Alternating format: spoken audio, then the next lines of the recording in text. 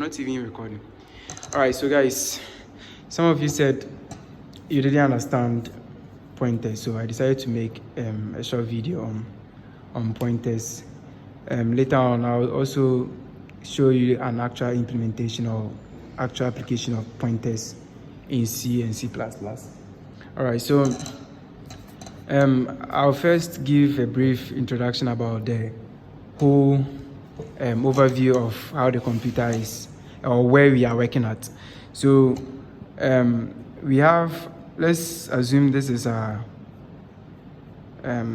CPU, our central processing unit, and from basics we said that our central processing unit has an ALU and control unit, right? Yes. So it has something that we usually don't also talk about, or we didn't talk about during our elementary education. We call them registers. So registers, I'll just represent it by R. Yeah, so the whole point is that the registers are like some fast memory inside the CPU itself, right? So there are usually about 15 or so, right? And then aside the registers, we also have the entire memory, right? What we usually discuss when we talk about memory. So what we usually call the RAM, right? And also the ROM. All right, so that's like the entire memory layout. So let's assume this is our memory. So we can think of our memory as maybe our diary that we jot out things that we want to do, right? So whatever you want to do, you write it inside this diary, and then the CPU performs the action that we are supposed to do, right? So whatever you want to do, you put it in here, and then the CPU will fetch it, and then will perform the function or whatever it wants to perform on it. So the whole point is that in our diary, I was given a certain scenario that in our diary we have pages to identify each page on the diary, and also if you can count lines and then identify each line inside the diary. That's something that we also do in our memory, right? So we give memory locations addresses, just like we give page numbers to different pages for us to identify the pages that we are writing to. Yeah, so these addresses usually range from 0 to the last byte. So memory is arranged or addressed, byte addressed. What I mean by byte address is that every address that you have in memory is given to a particular byte, right? Not 2 bytes, not 3, or not 7 bits, but then 8 bits. So 1 byte, right? So each byte has an address inside memory, and you can think of it as an array of bytes like this, right? With addresses ranging from, let's say, 0 to the last byte. Yes. So we can have address. I will assume that I'm just viewing some portion of memory, some fragment of memory. So at my particular viewpoint, I'll address this as, let's say, address 100, address 101, and then 102, 103, 104, 105, 106, 107, 108, 109, 110. So 110. So then the 110, I mean, I've written them in hexadecimal. That's why I have 10A over here. So because it is hexadecimal, from 109 we go to 10A.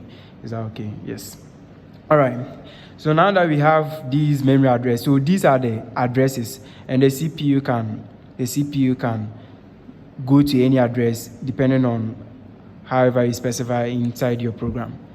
So these addresses are usually read by the CPU to be able to identify a certain byte. So for instance, if I store, let's assume you are storing the digit 8, right?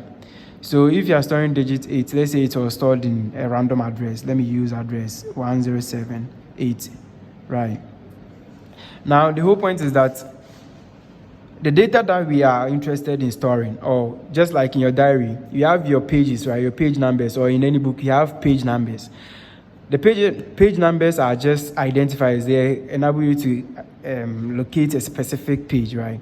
But the actual information that you want to get access to are the writings on that particular page.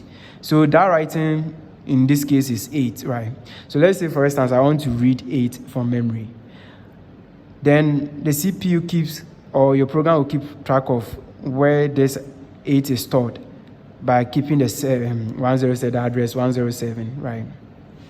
So if I keep address 107 and later on I want to get access to 8, I can just go to address 107 and then fetch what is inside 8, right? Yes, so I can just go there and then fetch what is inside 8, address 107, which is 8. Now, there are two ways of doing this. One of the ways that we've been getting access to variables or data inside memory is that we've been using variables, right? So for a variable, what we usually do for a variable is that if you declare a variable, like if I declare a variable and then I want to keep track of 8 somehow, then one of the ways that we've been doing is that we will create another variable and then store 8 inside that variable and keep that address somewhere. So what I'm doing is that, let's say you want to keep a certain information on a particular page. One of the ways that you can do is that you write whatever is on that page and then keep it at somewhere that you can get access to, somewhere that you can readily access it or easily access it, right? Yeah, so that way it means that, let's say I want to store it, let's say at address 101, or even I can copy the 8 inside the register and then keep track of it. Later I will use it. Or one of the ways that you can also do is that instead of fetching the entire data and then keeping it somewhere, like writing whatever is on that particular page and keeping it somewhere else, you rather keep the page number, right? You keep the page number into your head so that whenever you want to read whatever is on that page, you rather go to the page that you use the page number to visit the particular page that you want to, and then read whatever is on that page, right? So that's sort of like similar to what happens over here. Now, what we've been doing, the declaring of variables, let's say if I have a program, let me write a simple program. Let's say I have int main, and then int main, something like this, right? And then I have something like that. So let's say what we've been doing that, let's say this variable is already, let me declare that variable. So int var, right, is equal to, let's say 8. Well, I'm assuming that on my particular computer, it's like, let's say a virtual computer or something that I've created. It's not practical computer. So in my computer, my int variable or my int variables are all 1 byte wide, so that's why it's only occupying 1 byte of memory. Yes, so int var, and then so it means that var is this particular place. Now if I declare another variable, now I'm saying that if you want to keep track of, let's say this, if I want to keep track of this variable var, I want to keep track of it. One of the ways I can keep track of it is keeping its address, and or I can also keep the actual data. So if I want to copy the actual data, what I'll do is that I'll declare another variable, let's say another var, and then say that is equal to var, right? Now, if I do this, it means that the compiler will look for another available space, right? And then store whatever is stored at var, and then call this one and var, right? Yes. So that's what we usually do, as I've said earlier on. So now in future, if let's say I change in the next line, I change var to be equal to 7.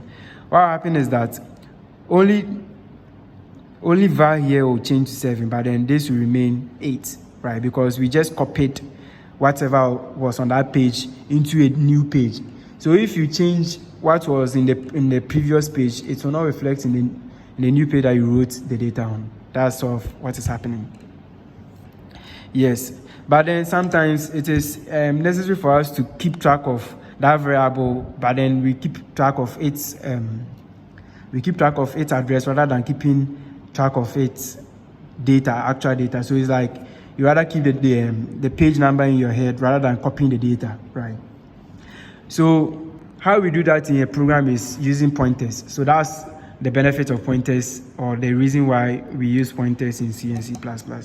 So this, the pointers help us to keep track of the addresses rather than keeping a copy of the actual data. Well, in this simple program, you might not really appreciate the benefit of it, but then when you go to function, when you start writing functions, you realize that the parameters that we pass to function are copies of variables, right? They are like this, the var. The parameters that we pass to are like copies of variables. But then we don't want the copies of variables. In some cases, we don't want copies of the variables. We want to keep reference. We want to like keep a link to this particular variable, not a copy of its data. It's like we want that particular page, not a copy of that page. Yes. In those scenarios, the only way that we can do that in C is using pointers.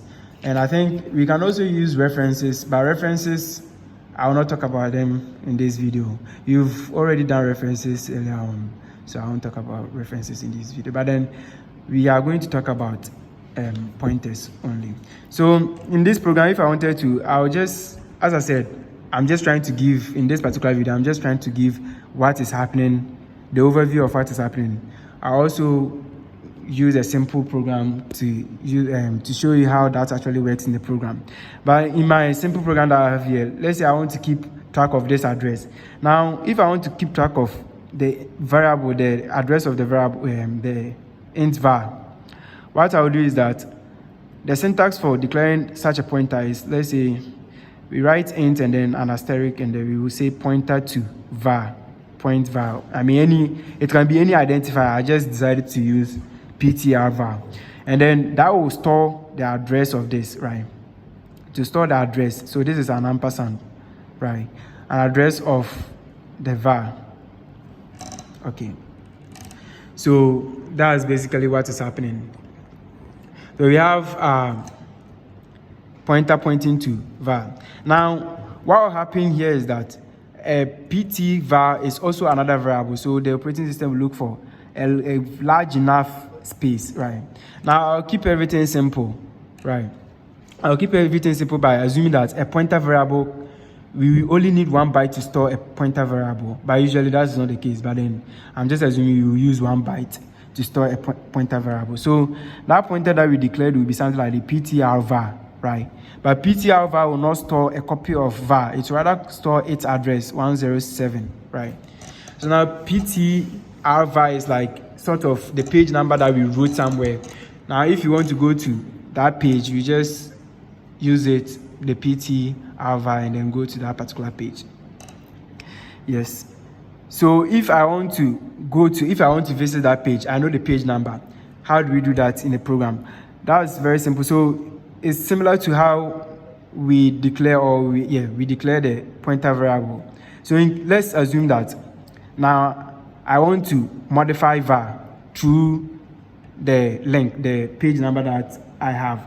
What I will do is that I'll go to that page by doing this asterisk. Now, when you write an asterisk pt var, it's like, now go to the address that I'm storing. So it will read 107, go to 107.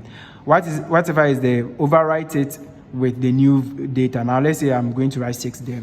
Now, if I do this will now go, and then I write 6 in here. Yes.